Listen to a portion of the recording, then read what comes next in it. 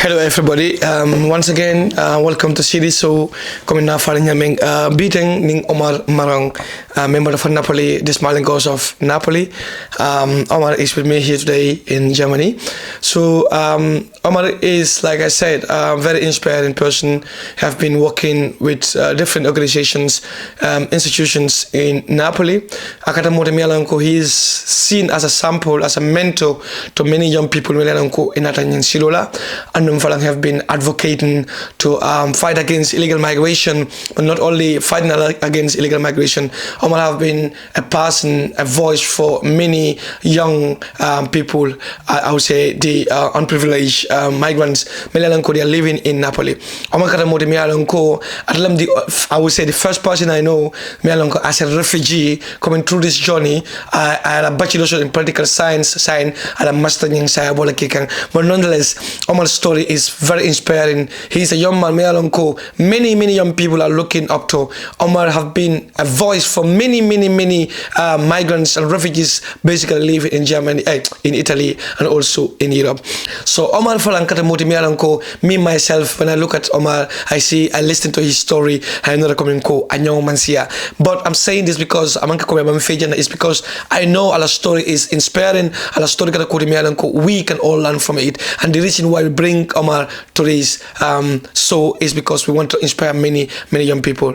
So Omar, once again, welcome to see this show, and I'm really happy to have you here today in Germany.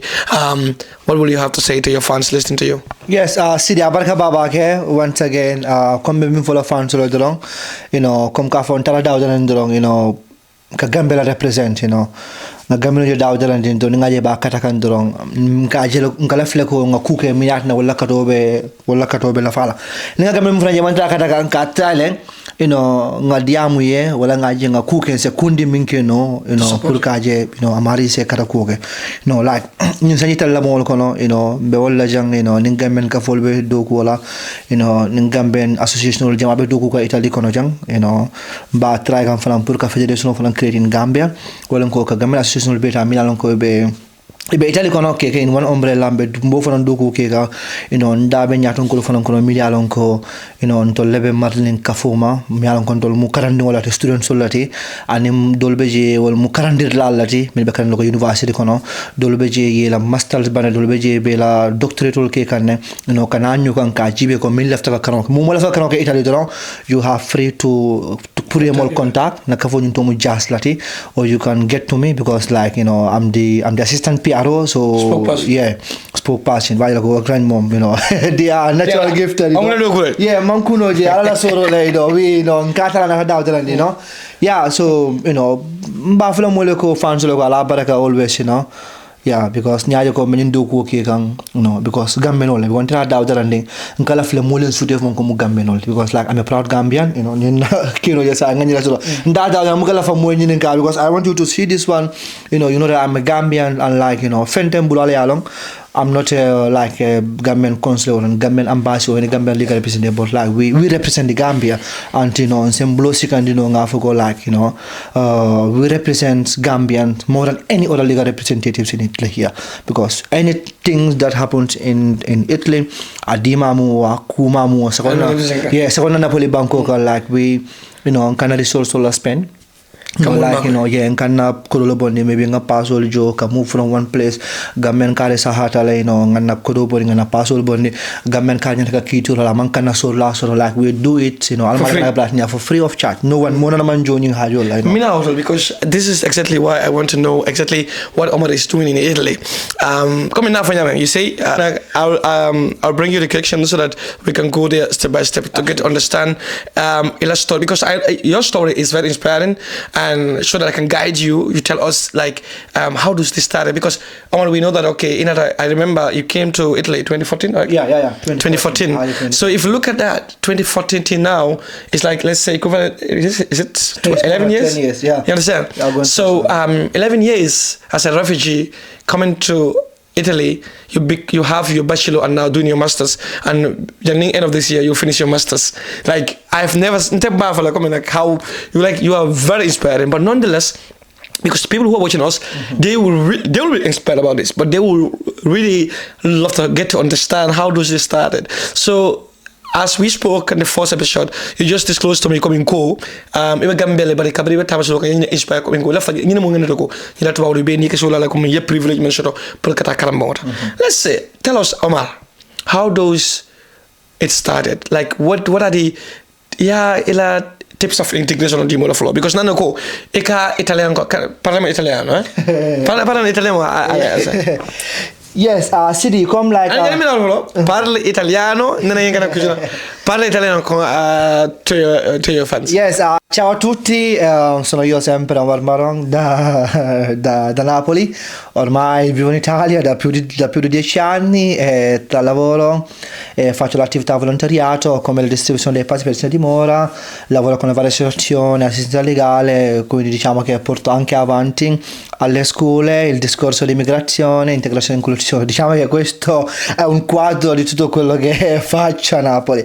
Poi lo sapete, c'è la pagina What's on Italy che mi potete seguire tranquillamente, c'è anche la mia pagina Omar Marong Napoli di cui cerchiamo di condividere, di parlare sull'immigrazione, inclusione e integrazione. Yes. Mashallah, no, we don't understand. Parliamo italiano. See, Omar, you know why I asked you to speak Italian? Because the question I'm going to raise, it has something to do with that. The accent, the language, you know, when I met you in Napoli, I really want to share the stories of Omar a long time. I share even something about it on my YouTube, but now it is realistic. All what I have been saying on that video, it came to a real life. And it became something that you have been working for. You understand? Italian kan hani Italian nimi la ka ko Italian for. But tell us, how does this thing started? How do you learn this language?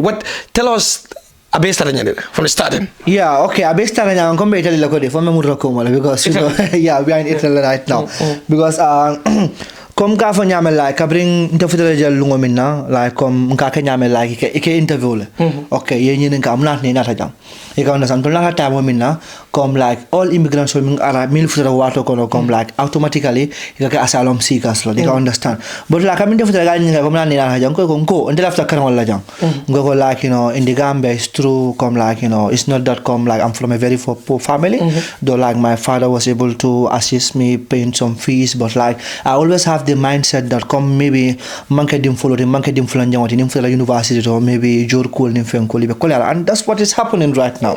You can understand. So kabim follow jang you know ngad start late Italian con like ndem ngaka ngoni karanjuna bakele like to be sincere with you because like less than 8 months ngad start from kamul mediate like ngad start to do like cultural to translate so bajela ko like you know like ntela kabim follow ngaje ko comme like fero mantrambul Meshetambulu, you know, like you know, come like any skills mantalambulu.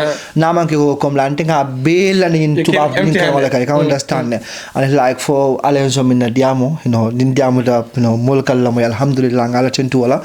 You know, like you know, come kafosi ala nyawnya and they don't have problem to talk, you know. Oh, it's a gift, you know, all mukula di mialan ko makaran dulato ala kirolan.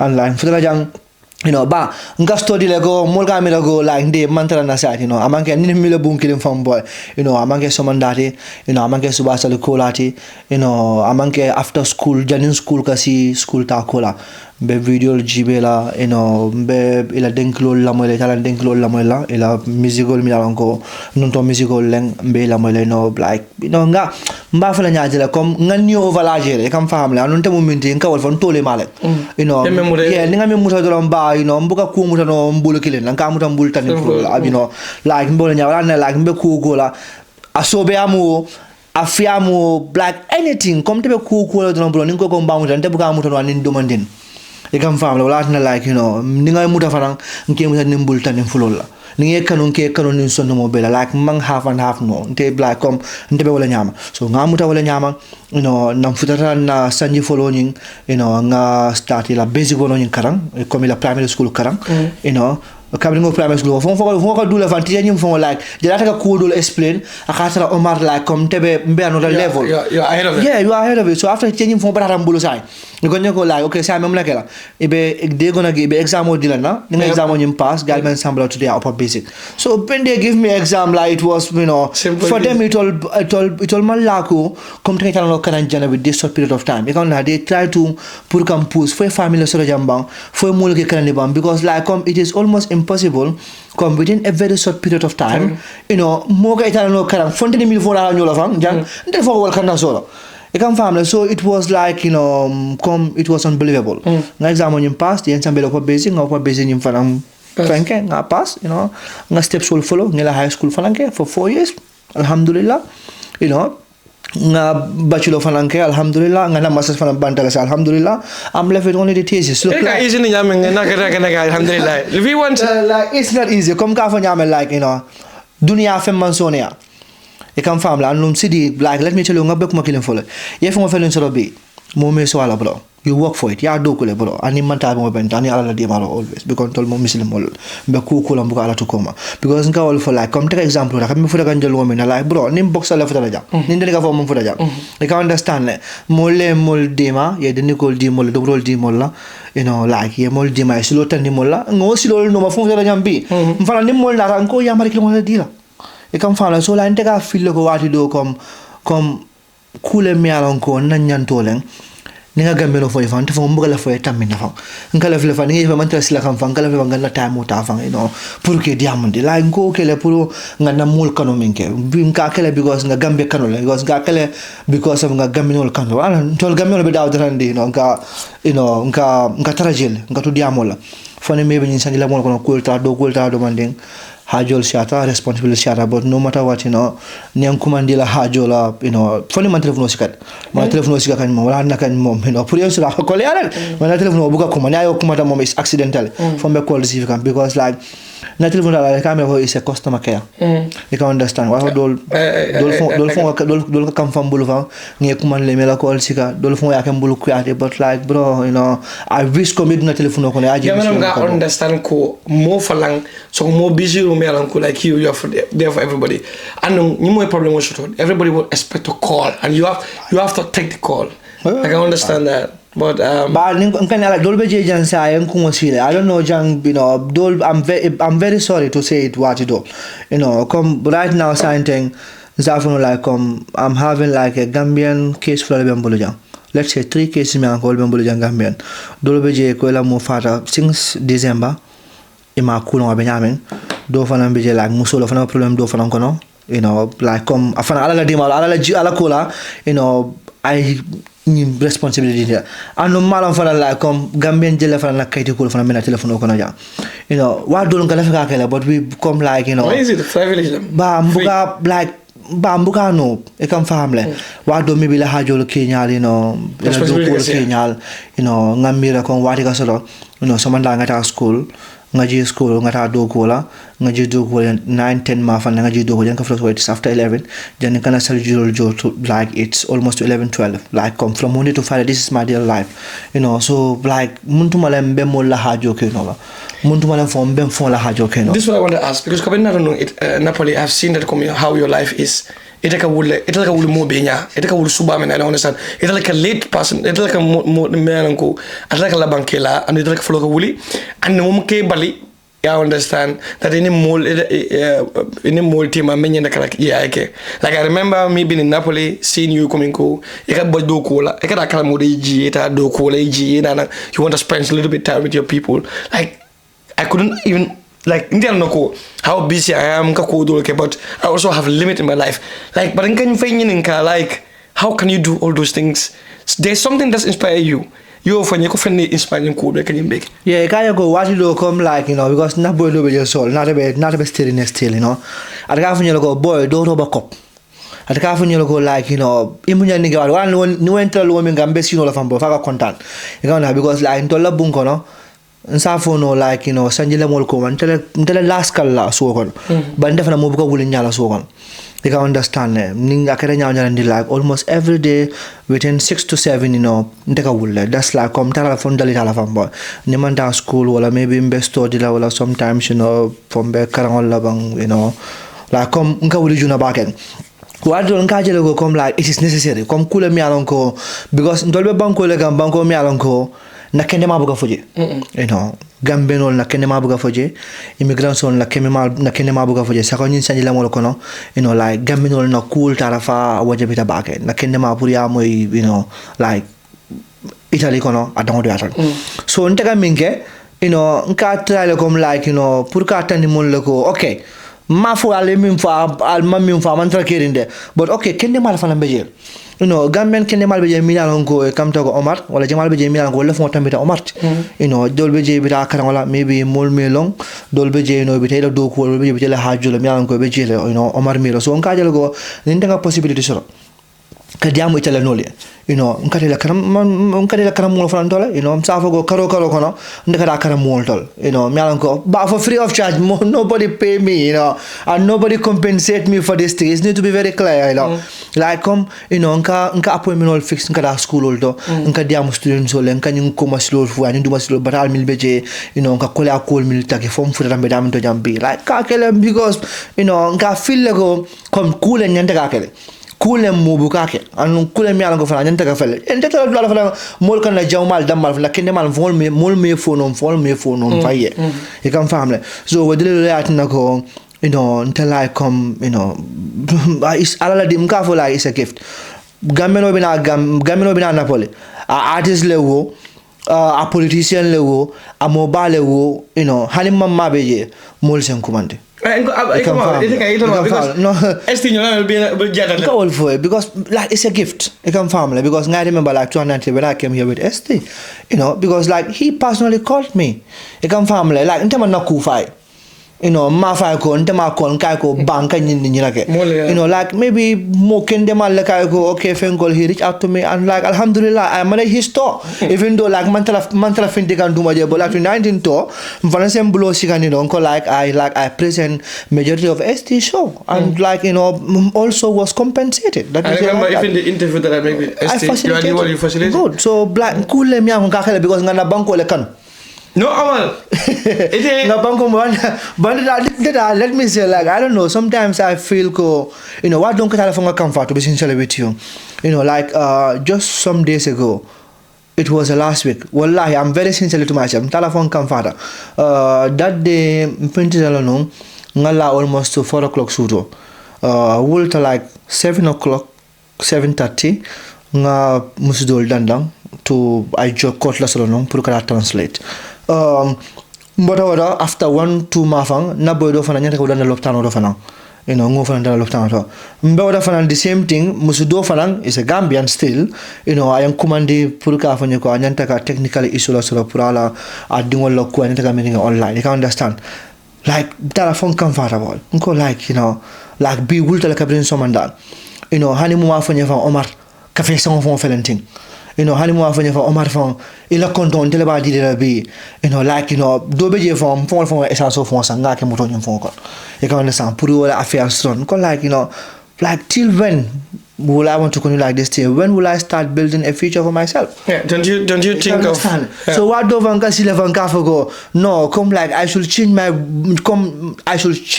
own way. What don't ka wonte phone ka joa but like Allah knows wallahi ngala fa kala ngani obuga no. I want to ngala fa patrick se wado. Nien ko ngo no ntake no la bo la halin ko ntake no la fa you feel bad. Nka feel bad lente mo kino la kana fa boy. Ni mari call.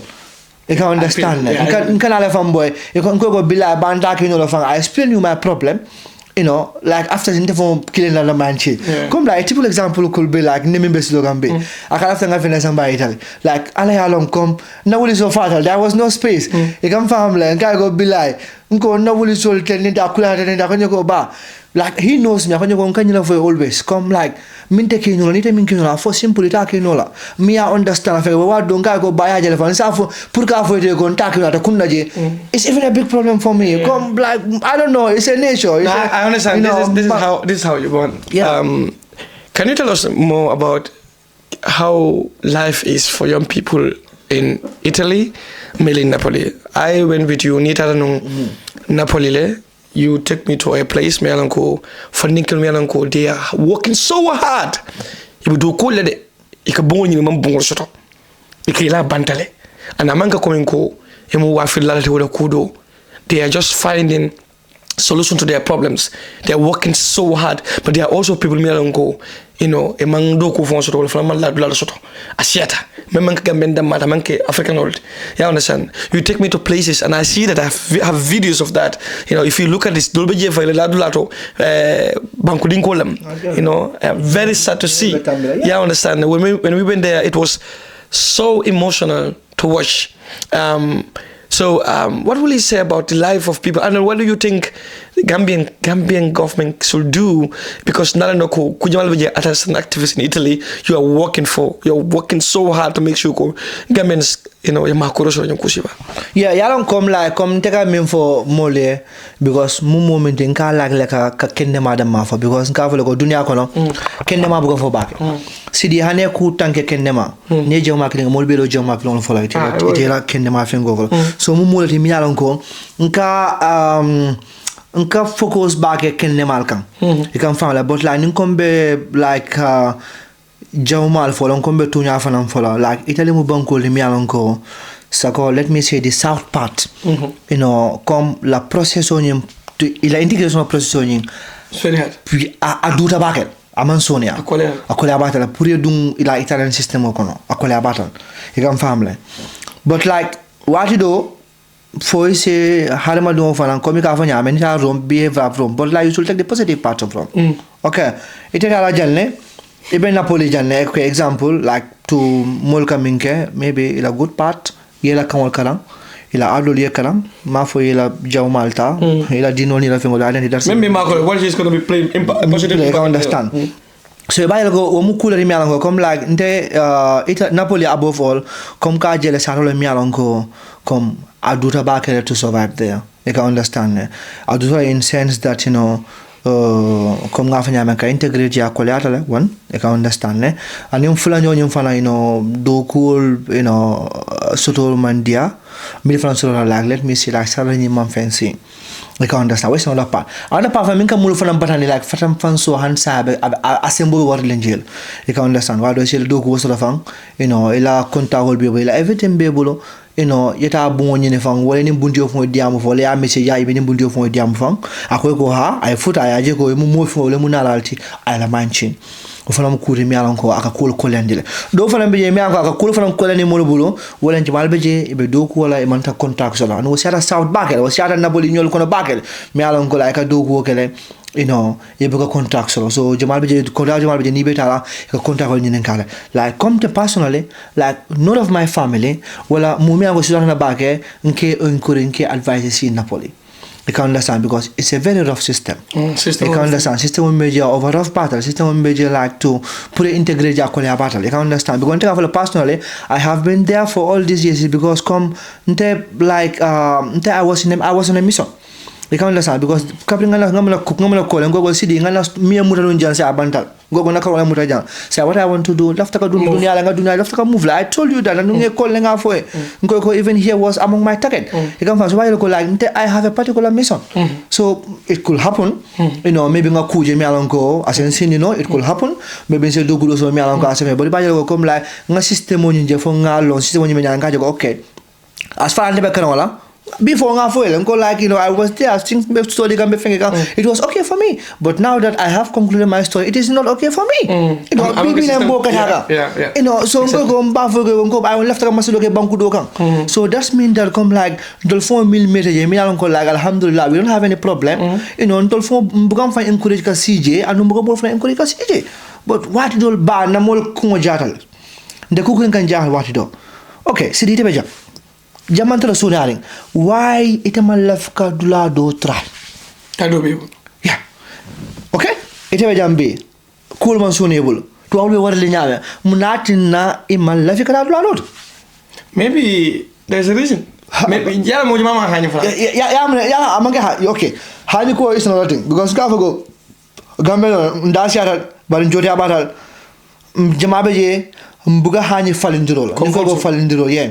Comme buga hani go okay maybe nga boni nga boni Napoli nga Torino wala buga hani go nga boni pabi ko nga sel Mbakel nga fele ko malam be mi fingere anu lag bro because nga mi voy mom moy ñun duma ci da bro imam vaje des lo da imam vaje bro come like nga fuko koloma bawo tambital let's proceed like that we need to be honest you can family but like hanam do fo sel fanna ku buga diano forever. You can understand. Anong dol ba fuman dia so kono fele mo batani bak. Ngola fa yo da fam fele. You can family. So kono mo batani bak. You can family but like Omar Marong. Ngam advice mol nga mistake o gele. You can understand but like kom mo advice al. You don't know me so ya be dundi family konto. Ko afla ko do. Wala ndo mando wajinti. Kudo zo bro, ya be gi so kon. E ka sivam fole bolo fo ko lebol. Feka mul fuku la bro. Come like it's something really very sad. Me alon ko like I will advise everybody. Mafo mo kane bakilim fakilim makoy. Mafo mo ko kane ba mama ko. Mafo mo ko kane fama makoy. Barin kamim fo ba netala solo kana tala nyimbe ki transform. Nyama mo mako. Akamna doctor. Ni sa ne mo mako. Exactly because so ni dama ite ko be bo yabi di. How will you be able to be comfortable? Ba because la friend is la best friend jamimbe la poso ko. Wallahi ina best friend mbele poso kono so xamna mo jema bi e bo ko liya be ko nyeti no so be kata kan wal foy ika mo si bi janin sari ka fu dafa ko go fa ngabe ge so kono wala ko go problem ngari mbari mbaka mbinki kar fenko kar what do you think should be the solution what do you think will be the solution all of nyaay surwal ko e ko numala buge smo bala gena buga lafti tira nyaaw nyare sidi laftam fon la ka tambital people should having this mindset dolba fo le go se bad mindset man ka ku ken duti dolba jibelo nyama e kam family but like imagine come like tol like I always like the example for myself like sanjitang metu babodo okay that sanjitang obe I have worked like almost more than 5 years continuously but hansa man self killing for parani no fay I can understand that. It's mean that come ni ko be honest lante. We go Omar Marong ite man concentrate fan kan. That's the real fact. I like the truth. Okay, hadn't been go example te ma fonte mo ma ko la. But like hadn't been concentrate am fan kan kendege. Invest more. Katami mo la kom invest na katami mo la packs boy. Ala fo man dia ba halima mu jon lono. Na self killing.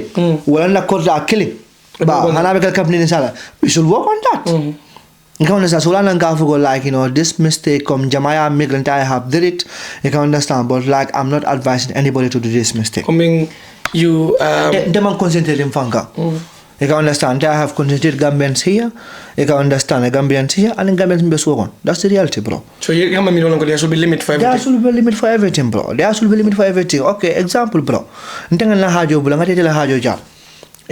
Like ite ngana hajo mimbula ngana ta mimbula kate foya ba ite ma jeno fan ka fugo okay but nga cafe sango nyindila maybe ite fone Omar la ngo bidabe cafe san na ditel you can understand but like if I should limit nin sem fa limit ngo go ba okay ndebe do ko le kam fam le menya me do ko ni ko ngate bula ngela bi ko ni tata do ta ibe ko ba jola le can understand so we mean jola me I'm not asking you to pay me for full I'm not asking you to pay me 100 euro but like can you maybe refund so different ko jimi an ko do Gambian buga pare ka ke muga pare kake you can understand mo ni nga min ka fo go sidin ka Omar ko la ma siga fa go Omar ya ko la hajo la ban fo la hajo fa Omar ba man lewa ikamembe foting I totally agree with you amanki ba fo kan because e man la fi mo ma ko la amanki ba fo kan because bari yaaji la ko 1000 times it happens yemolu some of the passing 1,000 times they don't understand ite bada jang yalon ko ite be la hajo bulala mola hajila hani kataji kata makoy fang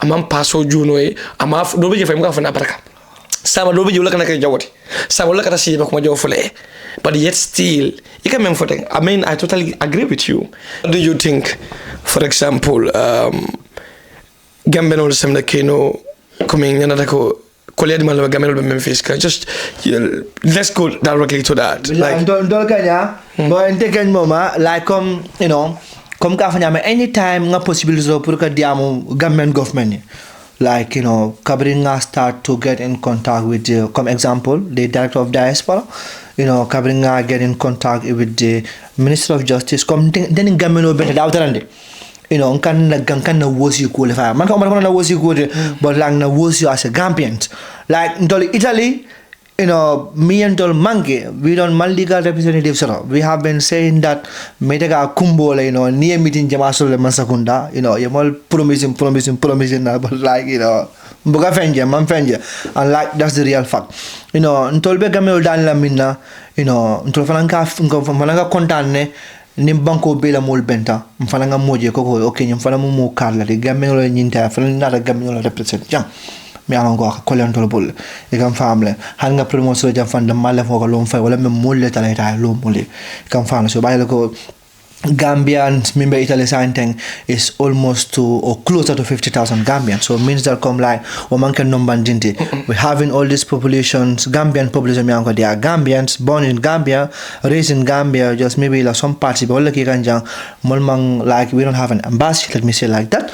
We don't have a general consulate because we only have a honorary consulate. You can understand. So me masa kunda Danila, balkon Danila kabi, ngal na ko alburakala mutale andung yafomole ko ba ko jibe kan ba ko dogo kan jele bal maningol ka fa nyamende ko so se buruno nyam nyara ni fo sala fa jalo so ambe Danila la support so nga we need their support, we really need their support because like jamabe mon tolo bulu bi ngene jamabe tol bulu tol kono bi ne like man Gambian representative so wala min kam ko Gambian embassy watol be ko ya bakela you can understand because ba ko ku jamabe je mi alon ko sa facilitate no comme like example sande me tembo min kono we have a possibility me alon ko ka kujimal facility me come to ko container me come to ko maybe borol we could facilitate them for a free of charge. We just need like a collaboration of the Gambian government.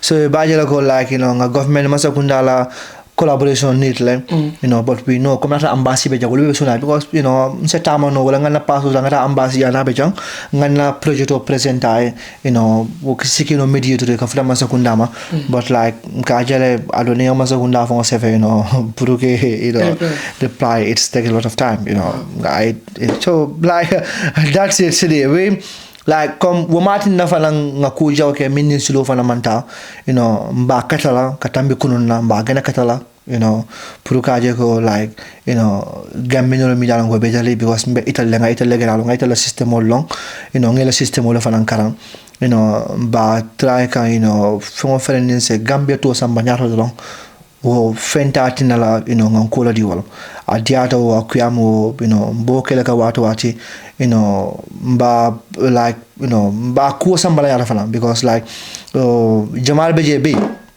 like kunsa fono Napoli Italian jamal BJB ye Gambia to long let me say like alani Omar I'm very honest to myself because malong nga interview minke Napoli je ma nanga molong television go nga video mil bonde ma dangolong nga dala school mil to ka Gambian cool fo ka Gambian la adol fo Gambianol be nyame mo sifa nyaade leng adantala along all these services like 90% of this is free 100% is free 100% is free ngana boss ticket jo memindo wala vol ba fenkelam faye dol later tamol in Kenya adol von taxi la von dafa you can understand so but like we do it because we love the Gambia like I'm mobuko boni nombolo you can understand and like with no matter what we want to serve our country like benin London no mimbe kurup karap kang nganyang kalan no mimbe kurup karakang bro like I don't want to live it here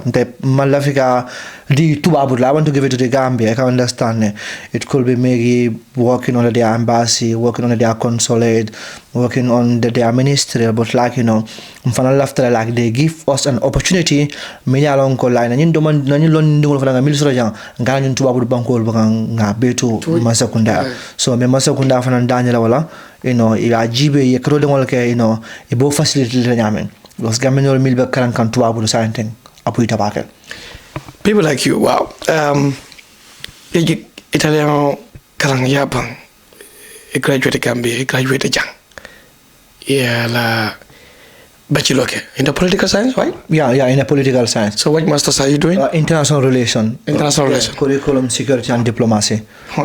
Avanta. So that alone says everything. Diplomacy. If Gambia needs representatives, so mainly in Italy, people like you, like us, basically, the exact people they should be looking for. So, do you think you are ready for that? Coming you a job or so, Omar, we want you guys to represent us. Coming now, you know, from like not by the way, I will mention his name, JC Da Costa. Like even I talked to him like it's a last week, okay, but like that man still. I'm convinced why with all that this Europe is having, like I can have like a good salary more than like my country, but still I think you go, why you are still insisting that you want to work for your country? Like I see myself as a, let me say, not a real but like parts of Pan-Africanism. You can understand. I come like with everything before offending Kigandrong, left up on la bancola because Unko like I never plan to stay in Europe. I can understand because like my time here is a mission. That's a mission like to conclude all my studies and to have all my title and serve my country. That's like that's my target, Omar Marong. Some I don't know, but like this is my intention today, Bekaro Mimbeke can be Nadoku can a banko. That's my intention. And like, if I have like a good opportunity to train ships, from the Gambia, why not? I'm ready to have this experience. Even though Paka, if we Ninkombe to Navalanoy, Akola battle like to because Nigeria recently, come some of the Gambian ministers were taken out of because they have a dual citizenship. We have seen also like a Gambian embassy will be Europe. Like a Gambian time they are from the Gambia and they take them to that office. You can understand. So go like come Omar Marong with all this title and very soon I will have a dual citizenship inshallah. Official Milbejang, Gambian born in Gambia, they occupy that office for us. If you go for the Gambia or to the Gambia also, with our dual citizenships, we cannot serve the country at a certain level. So like I think these are things the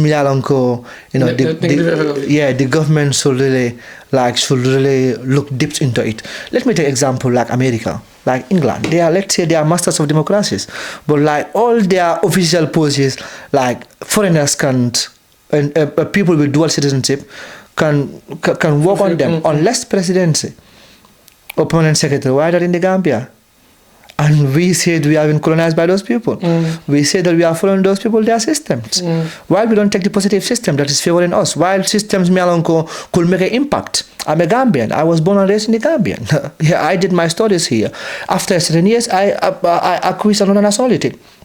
So why couldn't I walk to certain level to represent my country? So these are things I don't go. I'm on Sonia, but we keep fighting. Pagaya, we umat nanga discourage.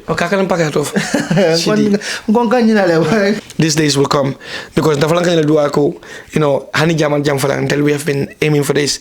We have representatives Melanco, at least Gameno Lamu, na council officer ro meseta je gamere faham because nyaade gamero mo kata no fanjang kata nying dula to because mental handling imakalong nyimul ka menke and it's true. So having people like you you can feel comfortable heta je nyin kala mesor kaydo kula and passport kula ya understand it will be easier for refugees and migrants put it at fees. But nonetheless, last question is passport kula men kamo Italy code atale akala dia.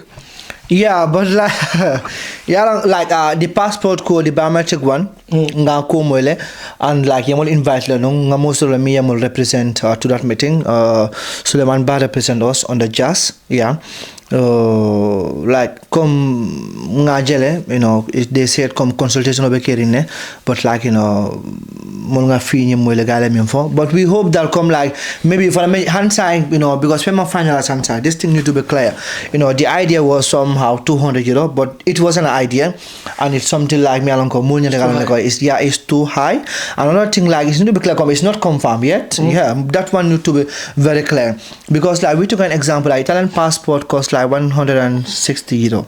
Okay, why a poor country like Gambia should be €200? This one is a question mark. So I know what dolbeje come like nanyatongol milbe madla bundalon. Nyantaka what do nyantaka to compare certain things. Senegal is next to us. Senegal costs than less. Gambia could be expensive. Understand. So what I go like Gambia, I don't know, maybe rat personal mantalaje. They can understand because like ninga jibe ko okay, ibe Italy gonna waste cost than less. Senegal membala ndolo dina ko ya front. You can understand like a poor country like Gambia should cost less. Tol nyant na mo nyant kan tol support le because na situation be nyame. So nimban ko mil fanka matan tolti. Wala fungol daka dia tol mbe fore na fungol daka kolya. Amam sense me back ni ajibe. But like come jigita ko Janibo passport ko yung formal afang. Let them like we want an embassy could be the right person to facilitate those things. So who do you want to give it? And the real fact is like that honorary consulate does not have any intention to leave that office. You can understand. After 35 years of experience, after almost like I think to 70 to 80 years, he don't have the intention to leave that office. You can understand. Unlike the Gambian government is not doing anything also to amend that office. You can understand. Why go probably for ina bedi amagam fang, akamuna fong fu akafana promote nganye ni na Gambian. So mumun ko sifa fu mari manganya ka plaso nyimbula. You can understand. Unlike so no lie now became a pension call. Well, what that person mandate like I don't want to do cooking officer side. So means like when he is not in, I don't want to. No, but normally consulate Gambian government bukajo. Okay. Yeah, that one need to be clear. Consulate do cooking yamen. Ala officer ala fenkol. Ateleka fenke. Ateleka on the rest because under the fenkol only the officer nyaka kujama lefanangeje. I know they are advocates. You can understand. I think also from international institutions possibly. There must be No, but I know these Italian people. It's all like that one is clear. So if I go like consulate Jimfenko, like Kodoka Pum Jele, you can understand. Like, you remember me like 2000 and it is 16, 17 probably. Like I make the same request about this consulate issue in Naples, in which the letter was deposited to government office. So according to some of the advisors, personal advisors, later in federal government, I make the same proposal to them. We will take responsibility of everything, any single thing. You just need to authorize us, and we attach our motivation why we really need it in Naples. You can understand, but like that doesn't work. So one like come like but come na collaboration on it like. You can understand because like I don't know, I have a lot of things to say, but like ntolkama sakuna request le gaminol ya long imalong nga kujima request le to yalla gaminol mi be Italian whether they know it or not. We have been MOU request under the Ministry of Foreign Affairs about the association miango purka students of left na kramla jan kelo call facilitate ke mako ni nata jan ka jibe e be inscription ke nyama university, but the consultation is going more than 2 years. You can understand we have been under this consultation. You can understand the embassy we have been fighting. I don't know since when. You can understand. Right now we hope we are working on another strong thing. That's the federation. Molbe dogo gamila. But try can government ka follow me like to one umbrella. So maybe hopefully with that federation it's a symbol so no and we could make changes. But like government all year long, imalong, we are working for them, and we always like making conversations with the high officials. Me and Kamangan to personal benefit, but it's for the benefits of all Gambians in Italy here. Thank you so much, Omar Marong, Gambian based in Italy, political science student, and now doing his masters on international relations and also diplomacy. Omar is a migrant like me, a refugee who came through the Sahara Desert and the Mediterranean Sea, crossed all the borders to be in Italy. During his time in Italy, he decided that he was going to continue to further his education. For now, Omar finally concluded his bachelor.